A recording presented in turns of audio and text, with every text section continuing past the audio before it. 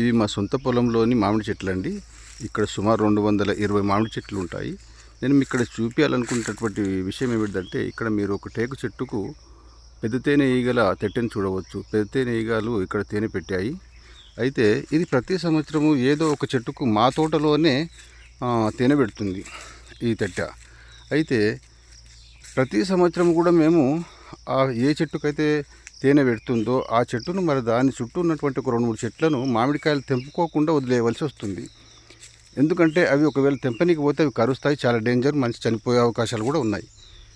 అయితే ఒక్క చెట్టుకు సుమారు 1000 రూపాయల లెక్కన మనము లెక్కేసిన ఒక 2-3 చెట్లు అంటే 2-3 వేలు ప్రతి సంవత్సరం మాకు నష్టం అవుతుంది. ఈ విధంగా 8-10 సంవత్సరాల నుంచి అంటే 20-30 వేల నష్టం మాకు ఇప్పటి వరకు జరిగిందని చెప్పవచ్చు. అయినప్పటికీ కూడా మేము ఈ ఈగలను ఎందుకు చంపడం లేదు, ఎందుకు కాల్వడం లేదు అని అంటే, అంతిమ దైవ ప్రవక్త ముహమ్మద్ సల్లల్లాహు అలైహి వసల్లం వారు తెలియజేశారు. ముస్నద్ అహ్మద్ అనేటటువంటి హదీస్ గ్రంథంలోన హదీస్ నంబర్ 3067 ఇంటర్నేషనల్ నంబర్ ప్రకారంగా మీరు ఒకవేళ పరిశీలన చేసి చూసినట్లయితే ఇంటర్నెట్ లోపల ఈ హదీస్ మీకు దొరుకుతుంది.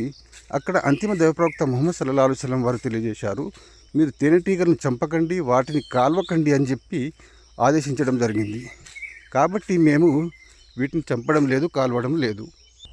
అయితే ఏ ప్రవక్త అయితే కేవలం తేనెటీగలు, అవి హానికరమైనటువంటివి, నష్టదాయకమైనటువంటి తేనెటీగలు ఉన్నప్పటికీ కూడా వాటిని చంపకండి అని ఆదేశించారో, ఆ ప్రవక్త ఏ విధంగా మానవుల మీద బాంబులు వేయండి, వారిని చంపండి అని చెప్పి ఆజ్ఞాపించి ఉంటారు.